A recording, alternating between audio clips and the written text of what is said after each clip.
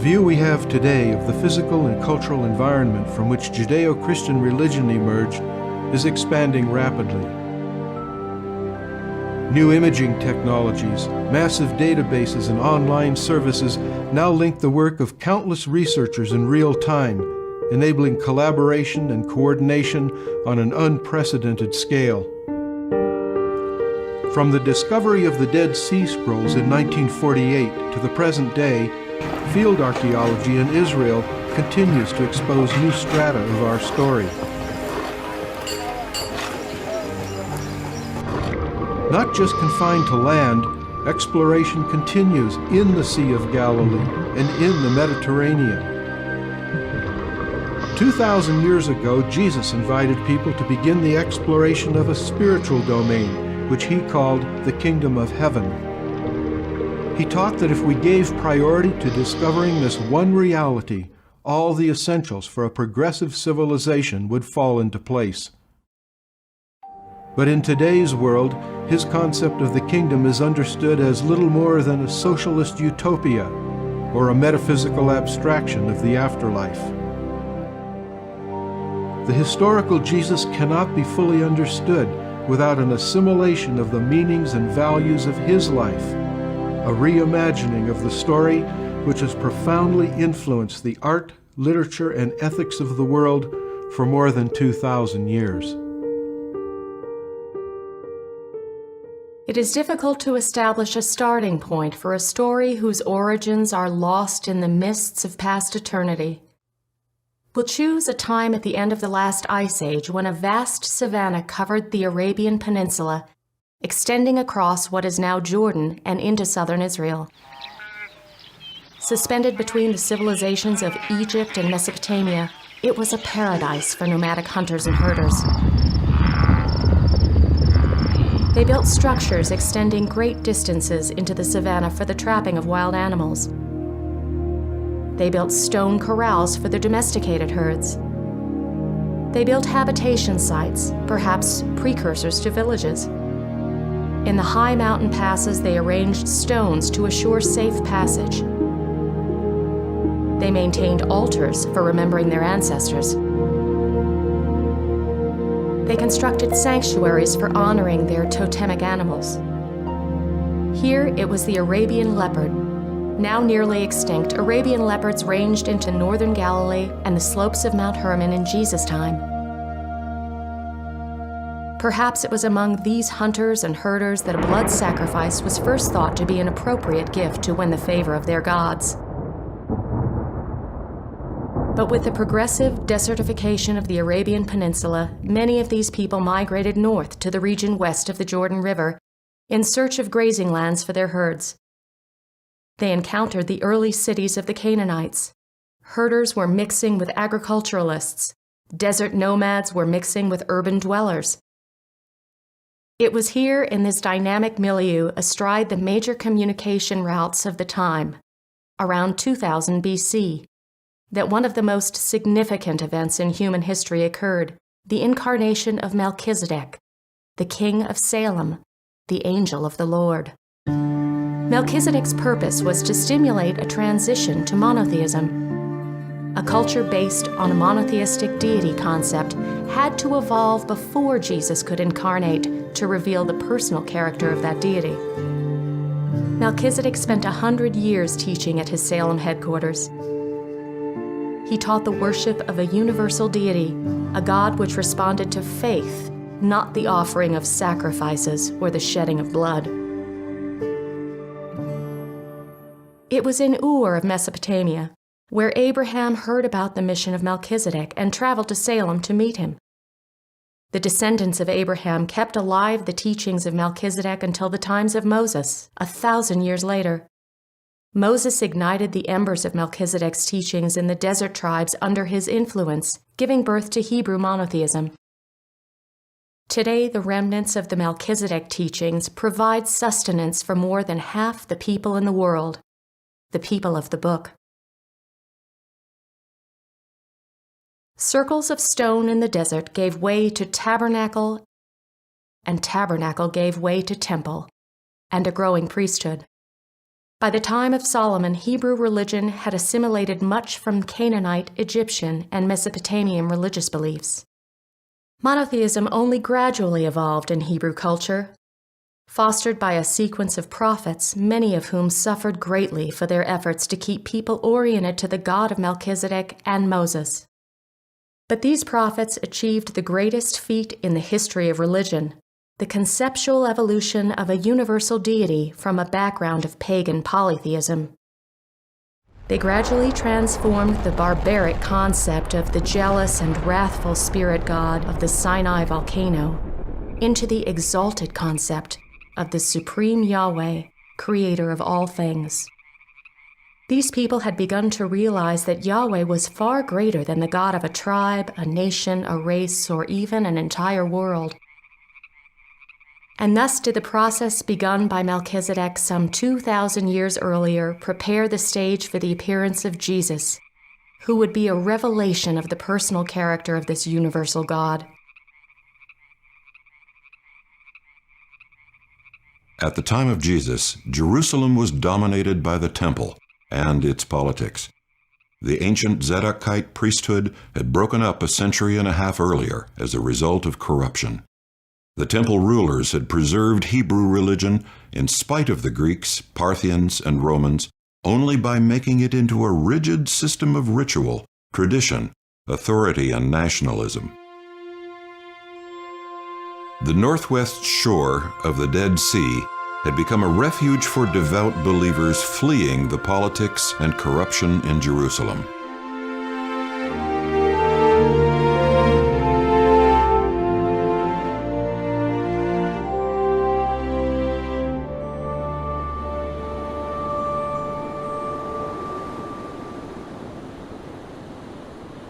An oasis in a barren landscape, the numerous springs of En-Gedi provide the only source of fresh water for miles around.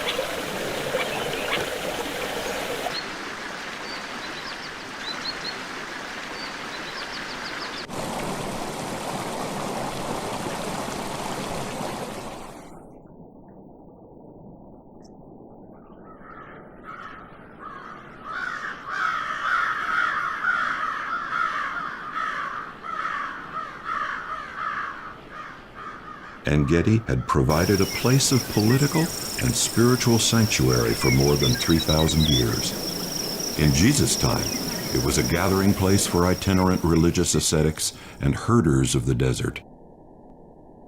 It was here, among these spiritual refugees, that John the Baptist had begun to build a following. John was a living summary of the best of the Hebrew prophetic tradition. His teaching echoed Melchizedek's promise that when the time was ripe, another messenger would be sent. In John's view, that time had arrived. The caves in which the Dead Sea Scrolls were found are a short distance to the north of En-Gedi. Perhaps it was this Isaiah scroll found at Qumran, in which John the Baptist read of a coming deliverer who would be as the shadow of a great rock in a weary land, who would comfort those who mourn and bring the joy of salvation to the place of sorrow and despair, who would set the spiritual captives free, who would hear the cry of the needy and save the souls of the poor who seek him, who would bind up the brokenhearted, one by whom all his children on earth would be blessed, a deliverer who would be the desire of all nations.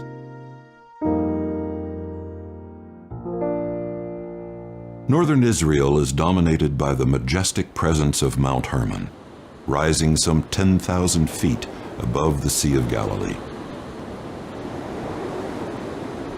Her waters begin their flow from springs and streams emerging from the mountain at its lower elevations.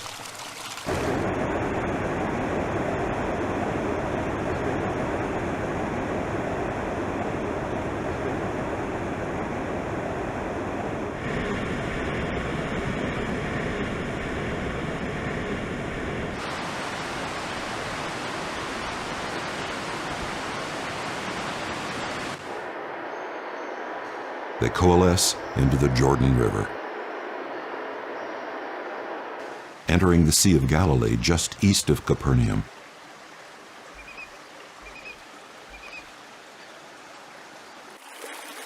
At the southern end of the lake, the waters continue their journey on through the Jordan Valley, finally emptying into the Dead Sea nearly 200 kilometers from their mountain source.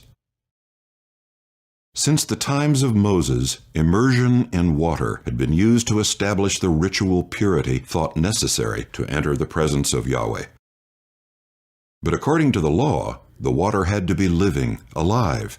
It had to come directly from a natural source, such as fallen rain, a spring, or a flowing stream. John's baptism was something new, a ritual for repentance of sin and preparation to encounter the coming deliverer, one who would declare, "I am the living water."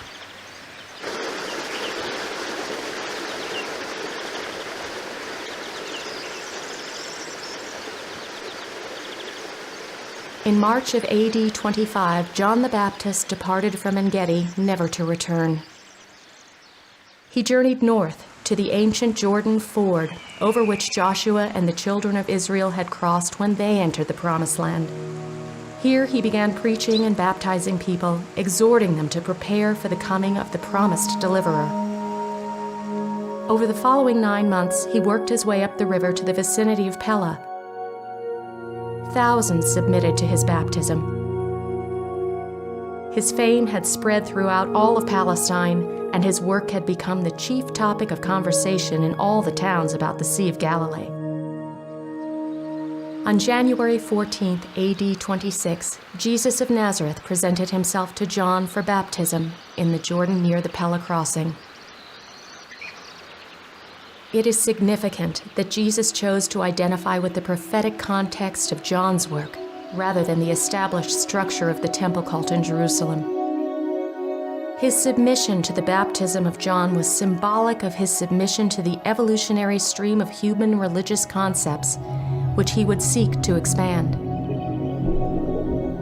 The spiritual illumination and the voice heard in the water at the time of his baptism affirmed to his human mind the reality of his divinity.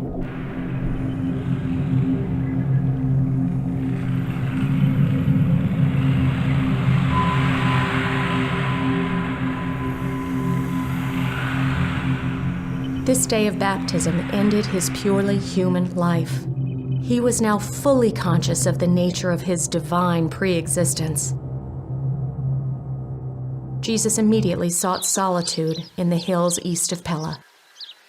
He wanted to develop a strategy for how he most effectively might use his remaining time on earth for the long-term spiritual welfare of the world.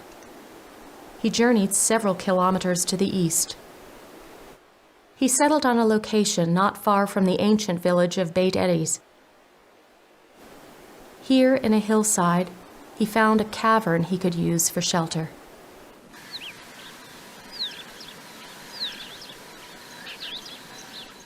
A nearby spring provided fresh water. Far from the barren wilderness of the traditional story of the 40 days, this region is almost park-like at this time of year. The master would have experienced the beauty of early spring in the Perean hills, where local villagers graze their animals among the almond, pistachio, and olive trees. This was the place where Jesus undertook the most far-reaching, soul-searching deliberations of his incarnation. John had already begun to talk about a kingdom of God and had built up a body of believers. Should he integrate his mission with John's ministry? How should he organize his followers for teaching and cooperation? Jesus finally came to the conclusion that there was no way to launch his message of the kingdom except as the fulfillment of John's prediction and as the one for whom the Jews were looking. Though he was not the Davidic type of Messiah, he was the fulfillment of the prophetic vision of the more spiritually minded of the olden seers. He would coordinate his efforts with the outworking of what John had begun.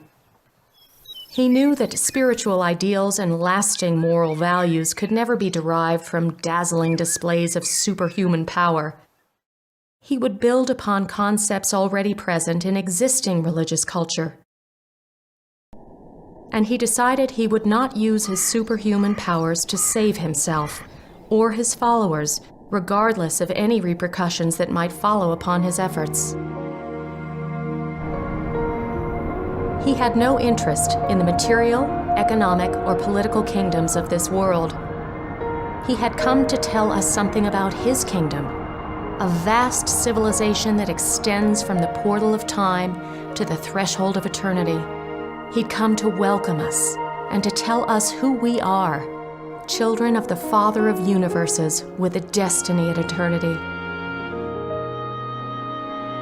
And when he had settled these matters in his mind, he returned to the world in which he would undertake his mission.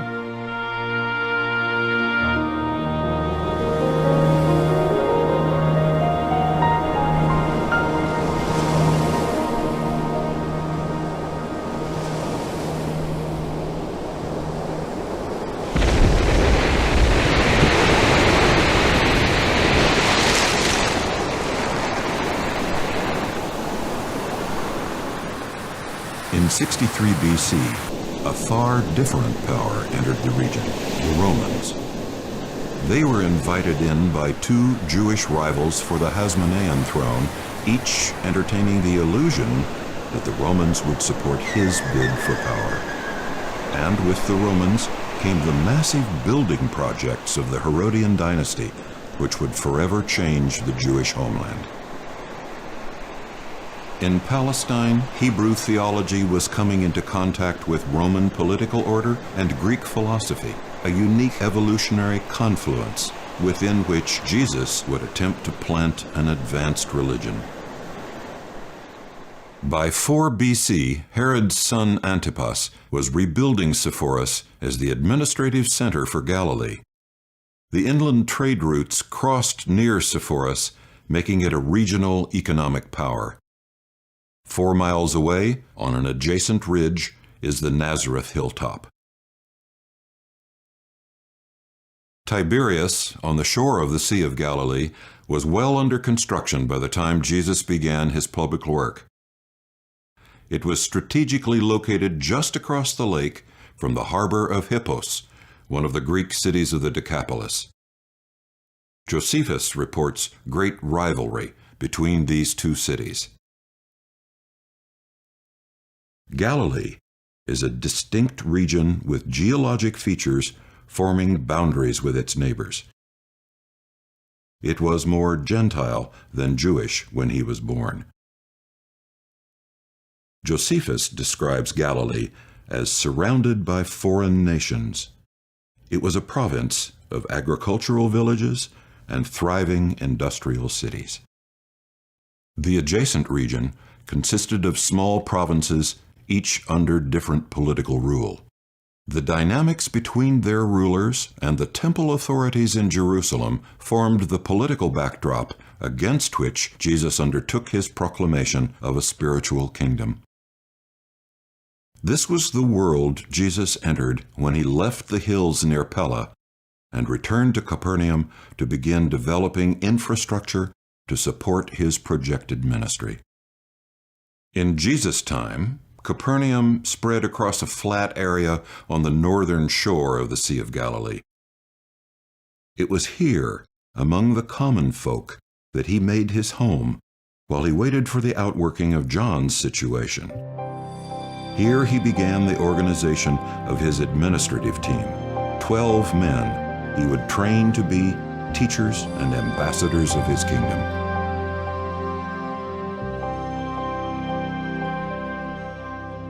These were the men who would provide logistical support and crowd control as the numbers of people coming to see Jesus steadily grew. They were the men who would continue his work after he left. And they were the men who would be among the first to lay down their lives in the effort to spread his teachings to the world. During the day, they labored with their nets on the Sea of Galilee and began setting aside funds to support their future work. At night, they studied with Jesus at the synagogue library, where he taught them about the kingdom and illuminated their understanding of the Hebrew Scriptures. He intended to spread his message by building upon concepts already present in the minds of his listeners.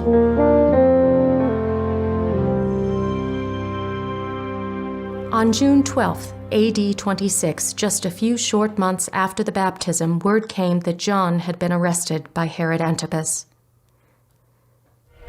He was being held at Herod's fortress at Machaerus in southern Perea. He'd been cast into a dungeon where he would spend the remaining 18 months of his life.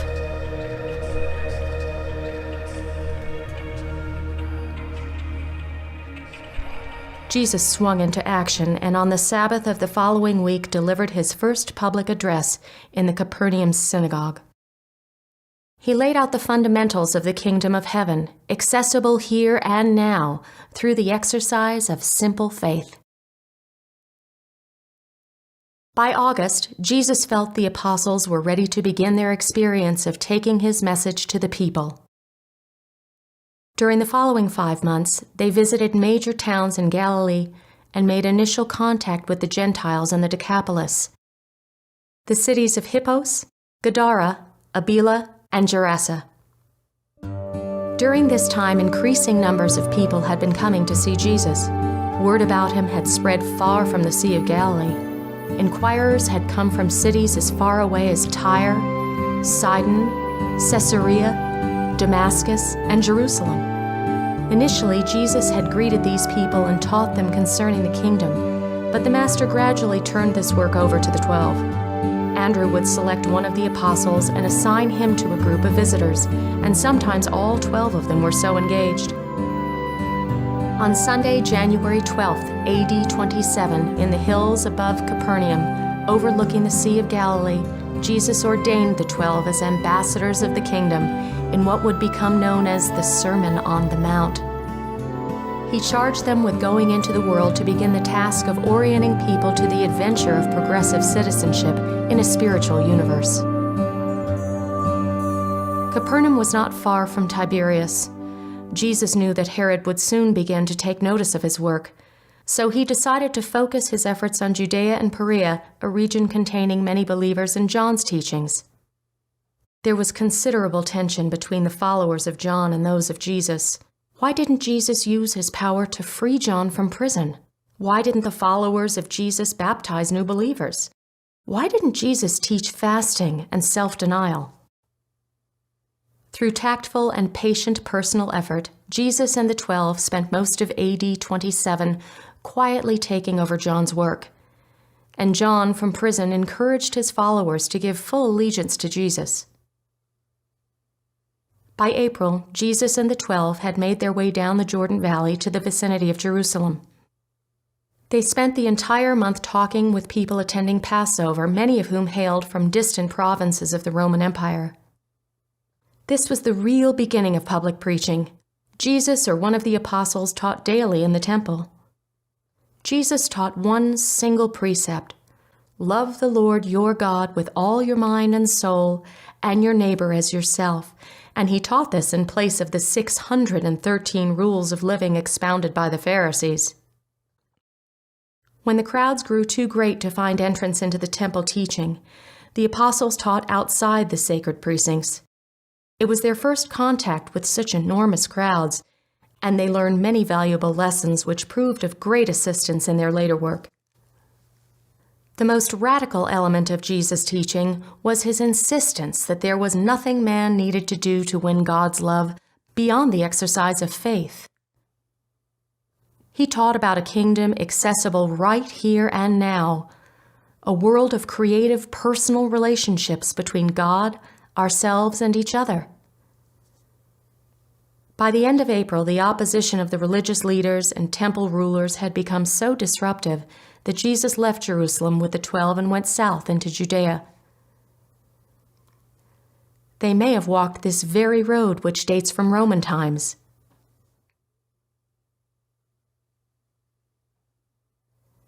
They did no public preaching, but went from house to house, talking with people about the kingdom. and this was a pattern that came to characterize much of their work. They would work in a particular area until the interference of the religious authorities became too distracting. Then they would revert to personal ministry until the situation stabilized. Then, once again, they would initiate a period of aggressive public teaching. In Judea today, sheep and goats are still grazed in the hills. Herds of camels roam the desert. Ibex dominate the canyon walls in the Dead Sea region. Olive trees may be found that have nourished people for hundreds of years. Farther to the south, Judea extends into the Negev desert. Here we find Kirioth, the birthplace of Judas Iscariot, the only Judean in the apostolic group. A short distance from Kirioth lie the ruins of the ancient city of Arad, which contain the oldest Yahweh sanctuary yet discovered. Its altar for burnt offerings is constructed around a large, uncut stone. Close by is the Holy of Holies, containing 2 standing stones, one for Yahweh and one for Asherah, his divine feminine consort. Perhaps a faint echo of the ancient Mesopotamian stories of a divine couple who came to earth to teach humankind the arts of civilization.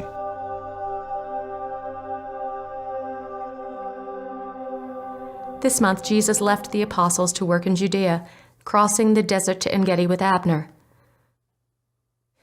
The walk from Hebron to En-Gedi is almost 15 miles, with a 4,360-foot elevation change.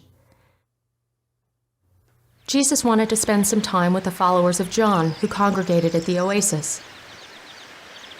Abner was the chief of John's disciples and the acknowledged head of the Nazarite colony at En-Gedi.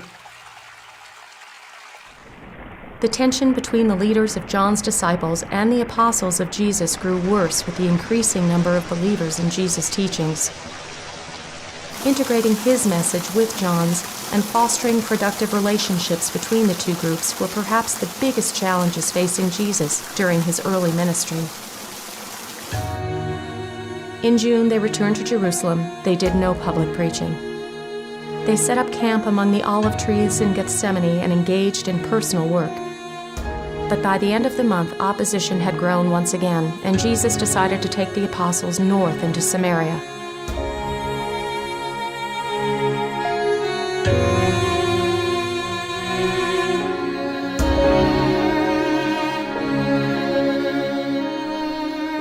Here was Jacob's well, where Jesus met the Samaritan woman, and to her made the first direct pronouncement of his divine nature. He told her about the living water, the water which would quench the thirsting of the soul. The enthusiastic reception of the Samaritans greatly encouraged the apostles in their work.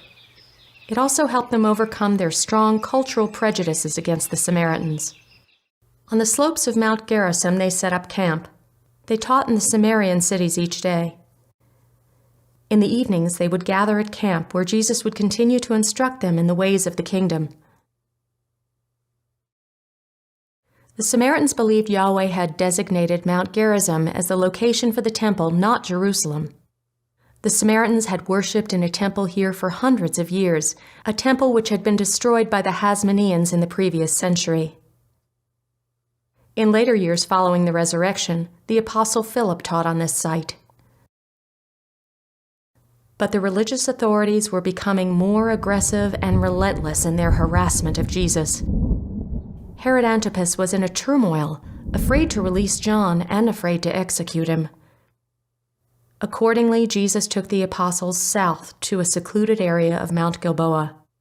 He wanted more time to teach and train them, and perhaps do some quiet work in the nearby cities of the Decapolis.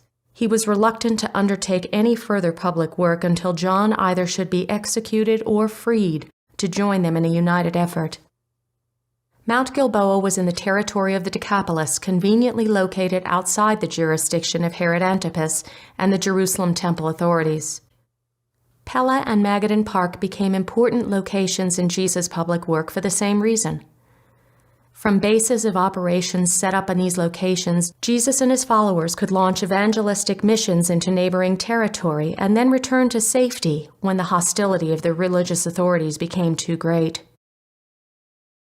The encampment on Mount Gilboa became a turning point in the work of the kingdom. John the Baptist, working from prison, had appointed 12 apostles, and these 12, led by Abner, met in conference on Mount Gilboa with the apostles of Jesus led by Andrew. They camped here and worked for 3 weeks to coordinate divergent efforts, to compose differences of opinion, to plan joint preaching tours, to establish financial strategy, and to socialize their personal religious practices. Jesus refused to participate, insisting that he was the representative of the Father to the individual, not the group. He encouraged the two groups to work out their differences as best they could. Neither could they get Jesus to comment on the ritual of baptism, a matter of great contention between the two groups. Baptism was the price which the followers of Jesus paid to keep the followers of John with them. In early November, the two groups moved across the Jordan Valley to Pella. They set up a headquarters for joint operations. By now, Jesus had successfully taken over the infrastructure of John's movement. Abner had become a devout believer in Jesus and a tireless worker for the kingdom. Pella is located in a tiny valley with a perpetual spring between two hills. In the 1st century, the Romans had begun a slow rebuilding of the urban center. The town itself appears to have occupied the northern hill at the time. To the southwest, less than a mile from the city center, is a large open space with a natural amphitheater. This space opens onto the Jordan Valley and the place where the Roman road crossed the Jordan River, connecting the Mediterranean coast with the inland route to Mesopotamia. This was the route over which thousands traveled from distant lands to meet Jesus and hear his message. From Pella, the 24 quietly worked the northern Decapolis. They went in pairs, the apostle of John baptizing, while the apostle of Jesus did the teaching. They worked for 10 weeks until that day when word came to the Pella camp that John had been executed by order of Herod Antipas. Jesus called the 24 together and said, "John is dead. Herod has beheaded him. There shall be delay no longer. The hour has come to proclaim the kingdom openly and with power. Tomorrow we go into Galilee." When Jesus arrived back in Capernaum, he was accompanied by his administrative group of 12 well-trained teachers, plus 25 of the former disciples of John. They immediately began a tour of central Galilee, preaching in all the major towns as well as the small villages in between. The effort lasted for 2 months. The world in which they worked has changed in many ways over the past 2,000 years. Ancient roads the early evangelists traveled have been transformed into modern transportation routes. Herod's capital of Tiberias has become a bustling modern city. Nazareth has become a major urban center, spread over the hills that surrounded the 1st century town. The Nazareth hillside likely contained agricultural terraces in addition to structures. Today, just below the crest of the highest hill is a Catholic school and the Church of the Adolescent Jesus. At the top of the hill is a small park. The rector of the church thought that there was no way any active boy growing up in Nazareth would not have climbed this hill and played on it. To the south lies the fertile Jezreel Valley. Here were towns such as Megiddo, Nain, Endor. At Magdala, a major new tourist center is under construction. The excavations here are uncovering what likely was the largest city on the lake in Jesus' time. Here, a narrow street runs through a residential area. On either side are homes, many of which had ritual baths. One of the few synagogues clearly dating to the 1st century is being excavated here.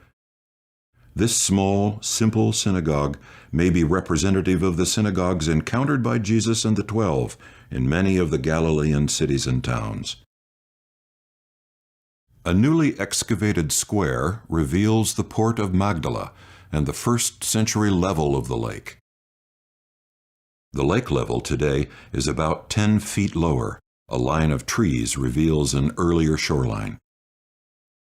Several years ago, during a drought, the level of the lake dropped sufficiently to reveal a boat from the 1st century embedded in mud and silt. The boat was said to have been built by a master craftsman, and based on its size, most likely was the type which would have been used by Jesus and the 12.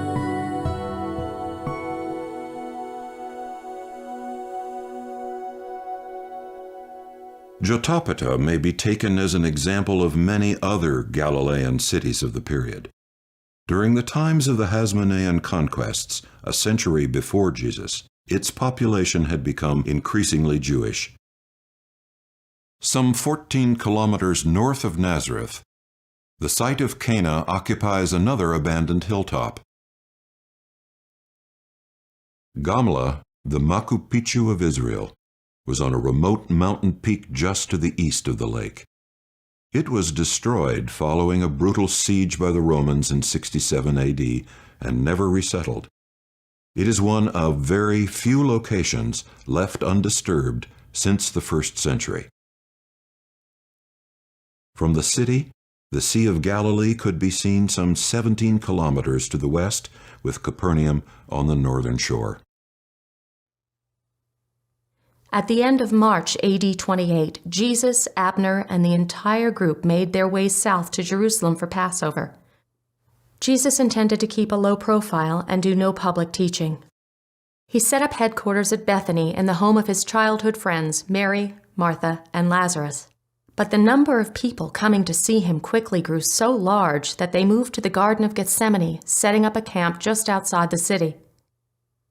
Here they met and talked with hundreds of inquirers from distant lands. After a month of work, it was decided that Abner and the disciples of John would go south and work in the towns and villages of Judea. Jesus and the 12 would return to Galilee.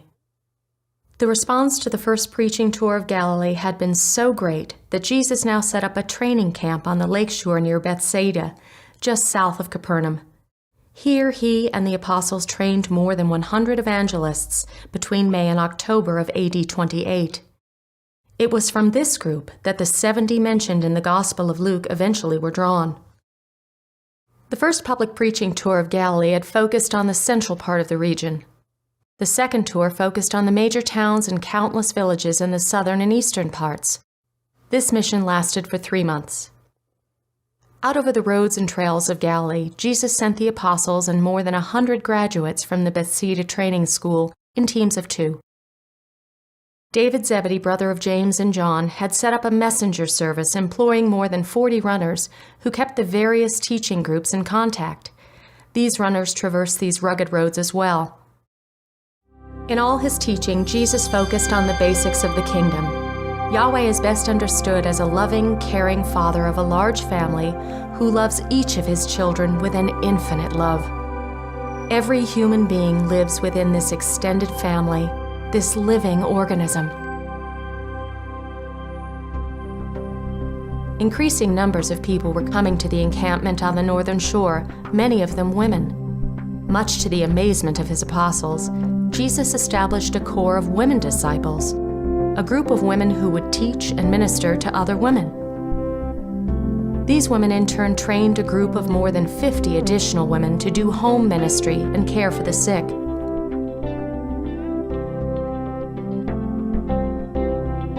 Some of these women were at the foot of the cross while the men were in hiding.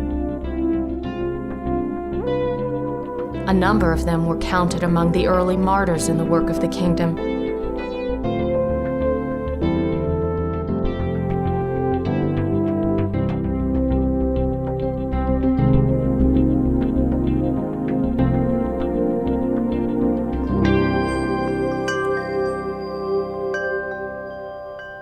Entire civilizations have come and gone, but the Sea of Galilee today remains much as it was when Jesus walked along her shore. Perhaps in no other place is it possible to see, hear, and feel the same things the Master experienced in daily life.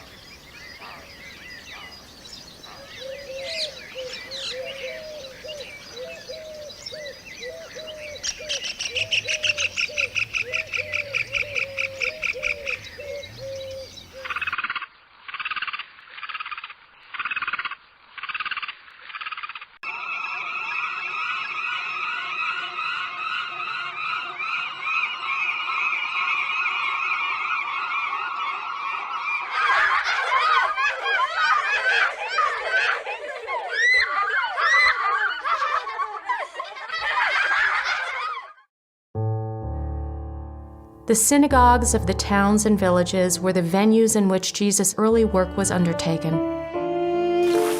Largely hidden from view today, they are monuments to one of the most remarkable periods in religious history, the births of Christianity and Rabbinic Judaism. This Judean synagogue, discovered in 2001, dates to the time of Jesus and his preaching tours of the region. Some early synagogue sites are little more than a few exposed rocks and a record number in a catalog. The synagogue at Gamala dates to the times of Jesus. Destroyed by the Romans in 67 AD, Gamala and its synagogue were left undisturbed until rediscovered by Israeli archaeologists in 1967. We can imagine people sitting on these benches, listening to Jesus here in this magnificent setting.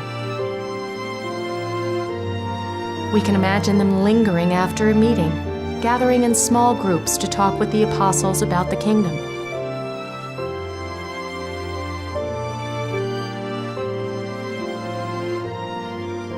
The Gamala synagogue contained elements common to many synagogues built from the 1st through the 5th centuries.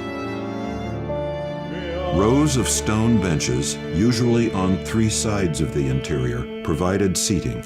Interior columns supported a roof and a second story which let in light.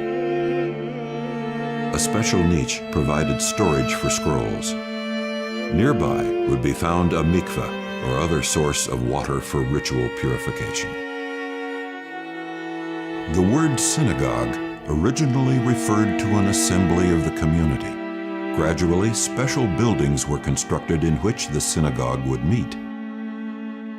It is not unreasonable to imagine Jesus and the 12 visiting and teaching in synagogues that looked very much like these. These synagogues were the centers of social and religious life in the towns and villages in which they were constructed. They were the places where Sabbath services were held, where people came to pray, to hear the law read, and discuss its implications for the life of the community. They provided a venue where visiting rabbis and scholars would address the community. Some contained extra rooms used as hostels for travelers. They were the educational and social centers of their communities. Unique decorative motifs at each synagogue bear testimony to their relative independence and local autonomy.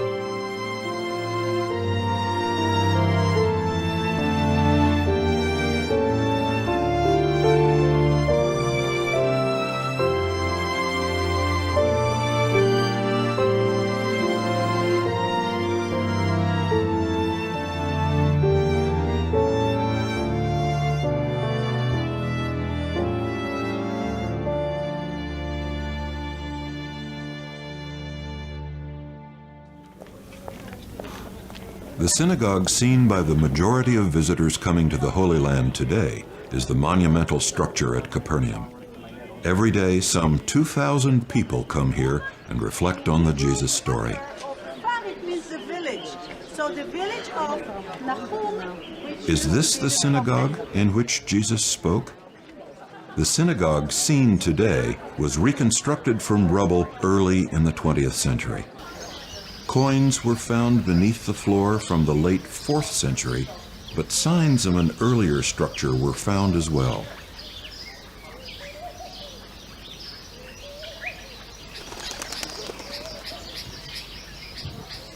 The question is further complicated by a comment in the Urantia book that Jesus, speaking in the Capernaum synagogue, referred to grape clusters and a pot of manna carved on a lintel of the new synagogue to illustrate a point in his sermon. Is this a lintel from the 1st century synagogue? The story of the Capernaum synagogue remains unfinished. By fall of AD 28, the fame of Jesus had spread far and wide, primarily as a result of the many healings which took place in his presence. The crowds coming to see him continued to grow. But as the crowds grew, so did the hostility of the temple rulers in Jerusalem. They were increasingly alarmed at the public response to Jesus and began to look for a way to kill him. But Jesus was moving so fast and mobilizing so many teachers that it seemed impossible to stop him. Increasingly, he used parables to describe the kingdom, enabling him to get around the harassment of the Pharisees who now followed him everywhere. Knowing that their ability to teach publicly could end at any time, Jesus didn't stop. 2 weeks after the completion of the second Galilean tour, the most ambitious effort of his Galilean ministry was launched. The first preaching tour had covered central Galilee. The second had extended the reach of his message to the Galilean periphery. Now he began a third tour. Every location visited on the first two was revisited, along with all the villages and towns between. Some 150 teachers, including Abner and his followers, thus worked in teams of 2 for 7 weeks. By the end of this tour, the hostility of the temple rulers in Jerusalem had become so great that Abner moved his headquarters from Hebron to Bethlehem, where he could be closer to unfolding events in Jerusalem. David Zebedee had overnight runners leave Jerusalem each evening, relaying at Sychar and Scythopolis, arriving in Bethsaida by breakfast time the next morning, a distance of 90 miles. But Jesus was exhausted. He sought to slip away from Capernaum by boat to the eastern shore for rest, but the crowds followed on land. Within 1 day, some 5,000 people had gathered near his encampment at Magadan Park, just south of Bethsaida Julius. This was the multitude that Jesus fed with 5 barley loaves and 2 dried fish.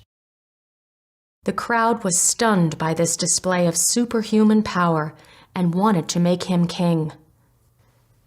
Jesus used the opportunity once again to draw a clear distinction between the political kingdoms of this world and the spiritual kingdom he had come to reveal. His refusal to become their king greatly dampened public enthusiasm for Jesus. But from this time on, a new following grew which was better grounded in spiritual faith and true religious experience rather than miracle-seeking. Knowing it might be his last opportunity, Jesus made arrangements to speak that Sabbath in the Capernaum synagogue. In attendance was a large group of Pharisees and Sadducees, constituting the Orthodox vanguard sent by order of the Jerusalem Sanhedrin.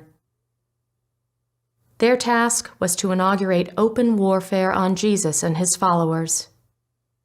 Jesus read from Deuteronomy and the prophet Jeremiah. He reminded his listeners how the leaders of Israel had treated the prophets in the past. He made it clear that he had been sent to earth on a mission to reveal the true character of God, a generous, loving Father who wants the very best for each of his mortal children. At the end of this meeting, at the insistence of the Jerusalem Pharisees, official action was taken by the rulers of the Capernaum synagogue, closing it to Jesus. 2 days later, the Sanhedrin passed a decree closing all the synagogues of Palestine to Jesus and his followers, an unprecedented intrusion into the autonomy of local synagogues. Before the end of the month, Herod Antipas had relented under pressure from the temple authorities and had authorized the arrest of Jesus in Galilee. This was the figurative moment when the veil in the temple was torn asunder. The 2,000-year effort to foster a monotheistic religious culture from which an advanced religion could be taken to the world had reached a dead end. From the blood and ashes of the first century, Hebrew religion would be transformed into rabbinic Judaism, and the simple teachings of Jesus would be transformed into a religion about his death and resurrection. A few days after the closing of the synagogues, David's messengers arrived at Bethsaida with the news that agents of the Sanhedrin were on their way to arrest Jesus. The master made it clear that he was not ready for an open clash with the religious authorities. Neither was he interested in becoming a martyr. He told his apostles to prepare to depart immediately for a preaching tour of the Phoenician cities on the north coast. Accordingly, they left Capernaum in the Sea of Galilee. They traveled north through the territory of Philip, following the canyon of the Jordan River. At the north end of the canyon is the beginning of the marsh country. Ecologists say this was one of the most complex ecosystems anywhere in the Levant at this time. This vast wetlands habitat is fed by the waters of Merom on the west and the Jordan River on the north. It provides resting places for the more than 500 million birds that migrate twice a year between Africa, Asia, and Europe, using the Great Jordan Rift Valley as a flyway around the barrier posed by the Mediterranean Sea. This was a significant turning point in Jesus' public ministry. The work of the kingdom was breaking free from the confines of Hebrew religion. From now on, it would spread and take root in the world of the pagan Gentiles and the Greeks.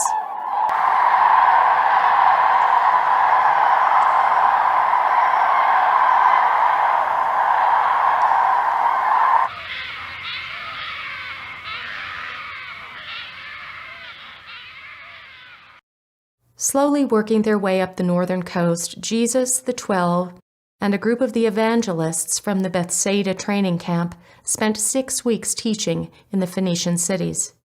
Their message was eagerly received by these people. Many Phoenicians responded to the teaching that God is no respecter of persons, races, or nations.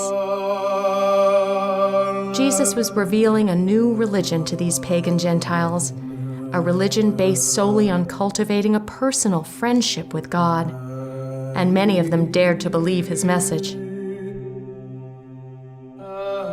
The interest in the city of Tyre was so great that the Melkarth Temple was open to Jesus and his teachers.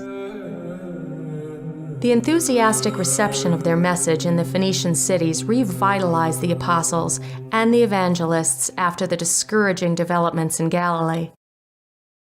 6 weeks into this tour, David's messengers brought word to Jesus that remnants of the believer community in Capernaum and some of the teachers were attempting to reorganize. Within a week, Jesus, the 12, more than 100 believers, the women's corps, the evangelists, and others interested in the establishment of the spiritual kingdom on earth had assembled at Magadan Park.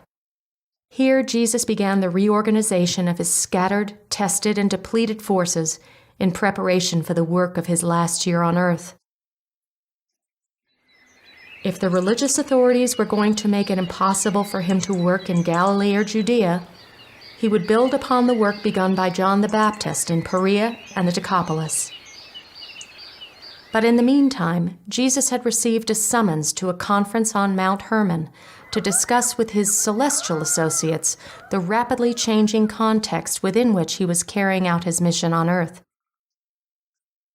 Accordingly, he and the 12 departed immediately for Caesarea Philippi, which was located at the foot of the mountain. Caesarea Philippi was built around a sacred spring in the suburbs of the ancient Israelite center of Dan. Water from the spring feeds the Jordan River. This was Herod Philip's capital, located in a Gentile region far from the influence of Jerusalem temple politics. It was during a conference in the garden of a wealthy Greek convert in Caesarea Philippi that the apostles first acknowledged Jesus as the Son of God in response to his question, "Who say you that I am?" From this point on, Jesus did not hesitate to fully and openly acknowledge his divine nature.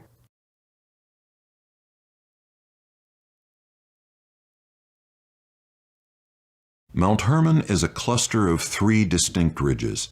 Its ancient limestone, broken by faults and erosion, captures melting snow, which emerges in countless springs at the lower elevations.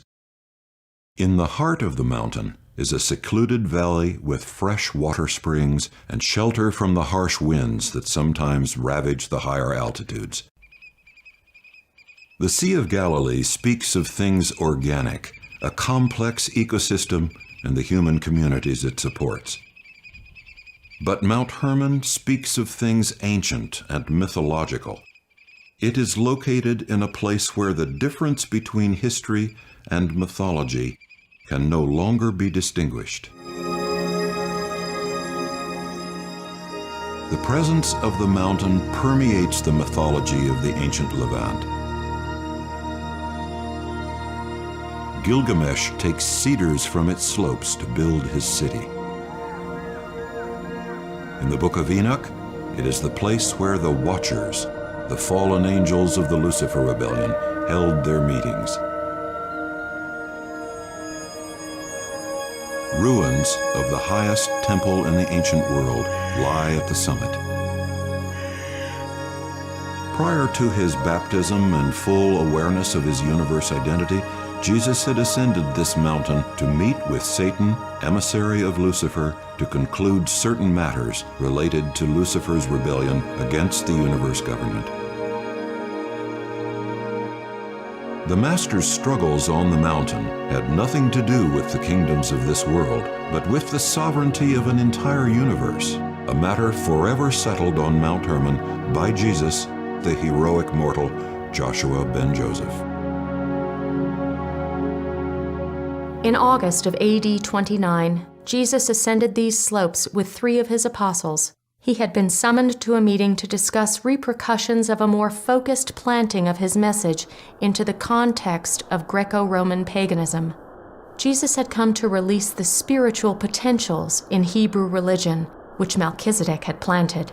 But centuries of resisting, repeated Gentile incursions had taken its toll.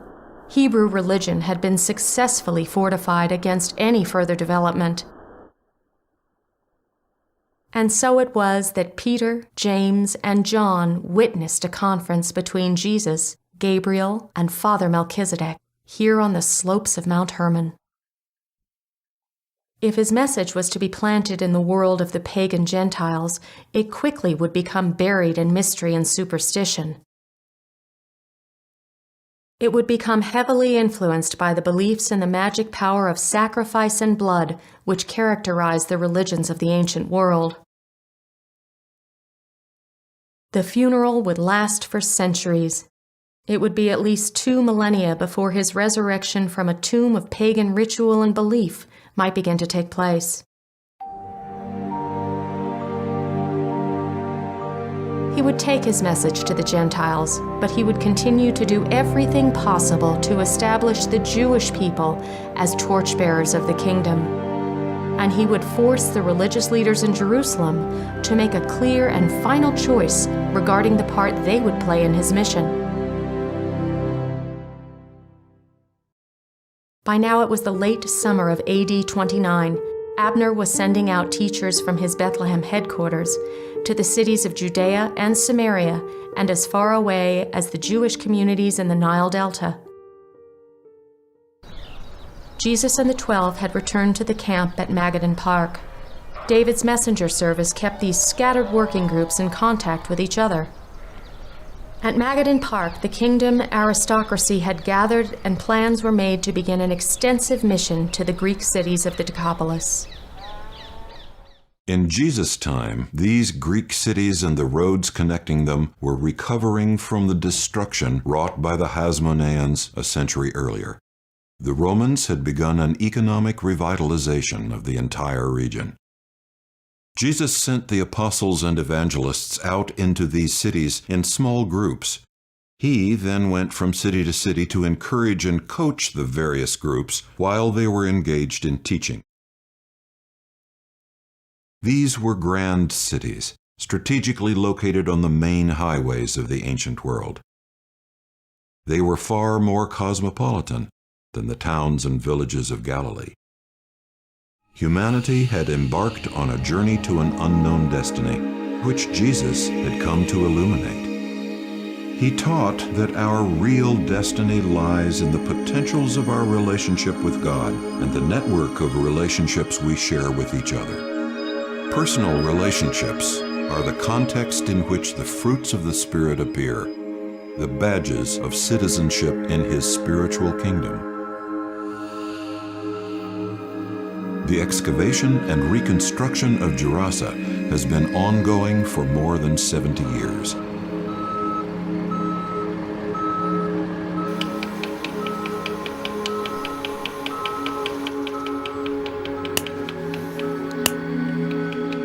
It was a rising economic power in Jesus' day. It was a milieu in which his teachings about cultivating a personal relationship with a loving God were widely accepted. It was here that the Pharisees asked Jesus if many or few really would be saved. In response, Jesus pointed out that salvation was a matter of personal choosing. He told them, "The door to eternal life is wide enough to admit all who sincerely seek to enter, for I am that door." Remains of agricultural terraces in the nearby hills help us appreciate the scale of the urban center they supported. Gerasa was one of the Decapolis cities most visited by Jesus and the 12. Just south of the Yarmouk River Canyon lies the site of Abila. Blessed with copious springs and fertile soil, the city lay on the strategic route from Arabia to Damascus. Ruins of Byzantine churches and Roman temples lie amidst olive groves, wheat fields, and grazing sheep.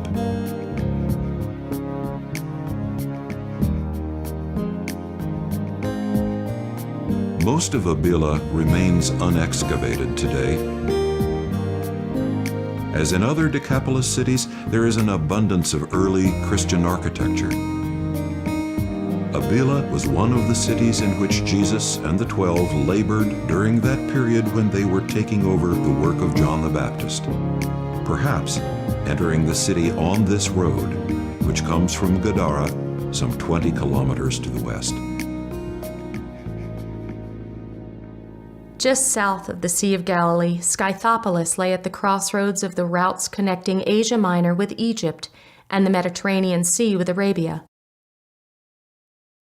A short distance from this urban center was an amphitheater in which the Greeks held games and sporting events, which would have been offensive to devout Jews. Another 5 levels of wooden seating extended above the stone rows, providing seating for 5,000 to 7,000 spectators. Scythopolis was a relay point for David Zebedee's runners. Its proximity to Galilee made it one of the most frequently visited of the Decapolis cities.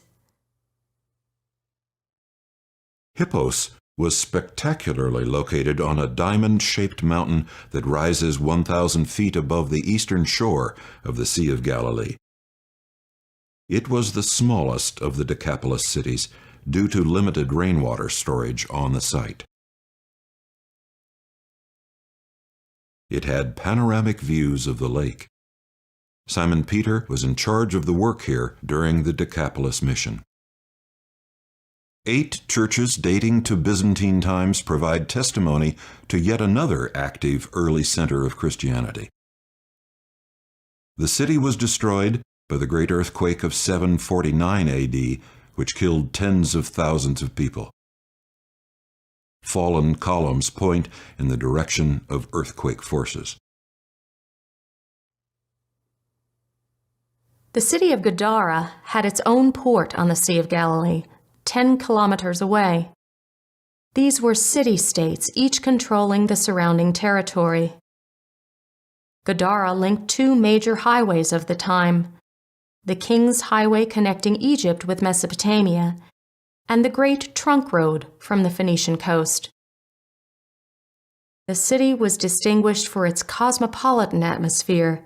It attracted writers, artists, philosophers, poets, and scientists of the day. It became known as the City of Philosophers. The Apostle Thomas had worked here as a carpenter and stonemason several years before becoming one of the apostles. Philadelphia is the only Decapolis city which has continued to play a major role in the region up to contemporary times. Today, it is surrounded by Amman, the capital of Jordan. Of all the cities of Perea, in Philadelphia, the largest group of Jews and Gentiles, rich and poor, educated and illiterate, embraced the teachings of the kingdom. It was at Philadelphia that Jesus talked about the positive nature of the kingdom. His was a religion of positive action. A church eventually was built on the site of the synagogue of Philadelphia. The synagogue on this site had never been subject to the supervision of the Jerusalem Sanhedrin, and therefore had never been closed to Jesus and his followers. By the time of Jesus' last 3 months on earth, Abner was teaching there 3 times a day. The Decapolis mission did much to prepare the way for Abner's work of spreading Christianity to the east. Christianity would absorb, exalt, and integrate much of Hebrew theology, Hebrew morality, and Greek philosophy.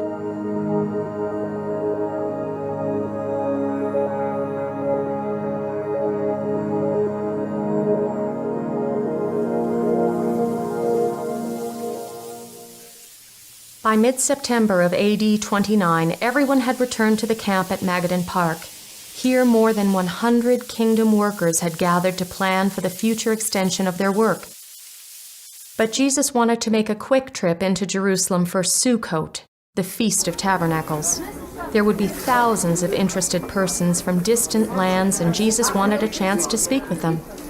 Abner's work had created a favorable view of Jesus in the region. Jesus even taught in the temple precincts during this trip and personally met with hundreds of people. Scores of believers came to see him at the home of Mary, Martha, and Lazarus in Bethany. The Sanhedrin assumed that he had appeared only because the Romans had guaranteed him security. That autumn, Jesus, the 12, the women's corps, and Abner and his corps followers all had gathered at Magadan Park to plan the next steps in the work of the kingdom. On the nearby shore of the Sea of Galilee, following 2 weeks of intensive training, Jesus ordained a dedicated group of 70 as ambassadors of his kingdom. Abner was placed at the head of this group and immediately launched a 6-week mission. He sent these teachers out in teams of 2. They preached in all the cities of Galilee, Samaria, and Judea. In the meantime, Jesus and the 12 moved their tents south to a place near Pella and established a new teaching headquarters. Nearly 300 believers followed them. Jesus no longer had to go to the people with his message. They were coming to him in great numbers. Daily pilgrims arrived at Pella from all parts of Palestine and remote regions of the Roman Empire, some from as far away as Mesopotamia and the lands east of the Tigris. In December, Jesus decided to make another quick strike into Jerusalem for Hanukkah, the Feast of Dedication. He had gone to Sukkot to proclaim his teachings to the gathered pilgrims. He now made one last attempt to convince the leaders of his father's people of his divine mission and message, taking with him only Nathanael and Thomas. It was on this trip that he restored the sight of Josiah, the blind beggar, on the Sabbath, near the temple, as an open challenge to the Sanhedrin and the temple rulers. When Jesus tried to communicate to the temple rulers that he had been sent by God with a message for them, they accused him of blasphemy. When he did things that appeared to be miraculous, they said he was in league with devils. And thus did Jesus leave Jerusalem, not to return until his fateful trip to Passover a few months later.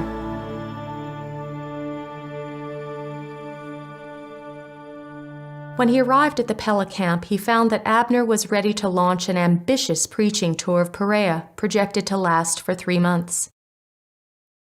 Abner's first mission had been to all the cities of Galilee, Samaria, and Judea.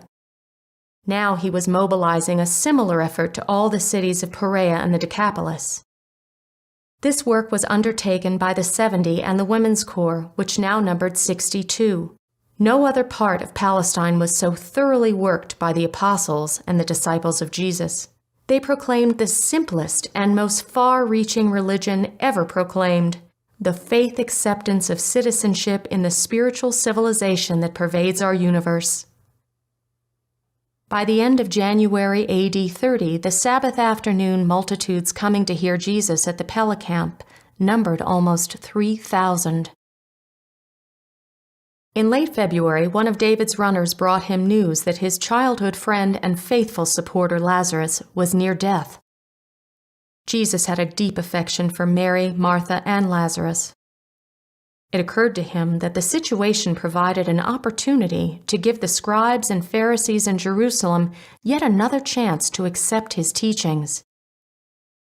And thus it was that he traveled into Judea to Bethany, arriving several days after Lazarus had succumbed to his illness. His body had been placed in the family tomb. The resurrection of Lazarus, the most dramatic exhibition of superhuman power of his entire career, only served to infuriate the Jerusalem temple rulers. A few weeks later, the Sanhedrin ordered the arrest of Lazarus, forcing him to flee to Philadelphia, where he became a chief supporter of Abner's work. The Sanhedrin declared that Jesus was a menace to the stability of all Israel and must be put to death, and they set about trying to determine what the charges should be. But Jesus returned to the Decapolis before they could apprehend him. Here, the interest in his teachings was at the highest point of his entire public career, and he continued to teach and train new messengers of the kingdom until it came time to go up to Jerusalem for Passover. By this time, close to 5,000 people were attending the Sabbath gatherings at the Pella camp.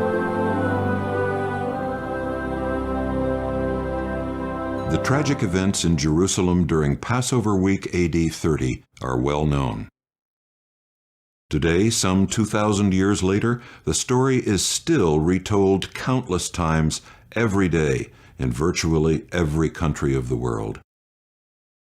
When his arrest finally occurred, it was away from the crowds and witnessed by few mortals, but an entire universe looked on in shocked disbelief as the incarnate Creator was arrested as a common criminal. Suspect is in custody.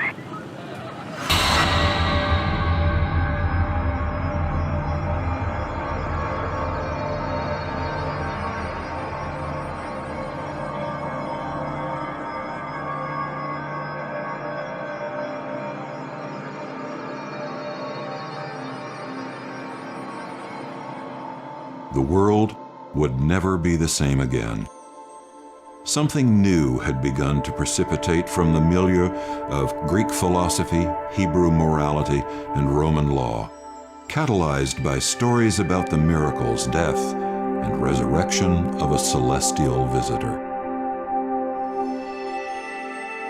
3 days after his execution, he began to appear among the people.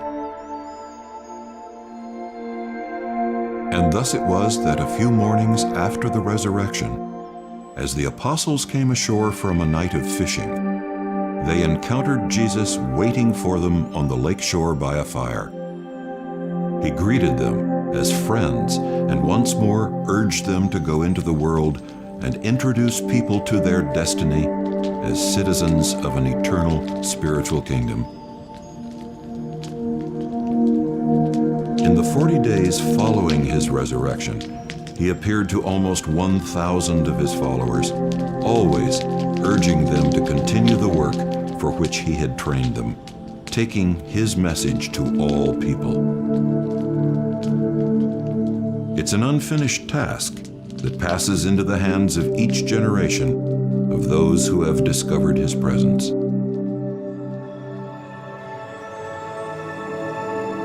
He's waiting for us on the shore by the fire.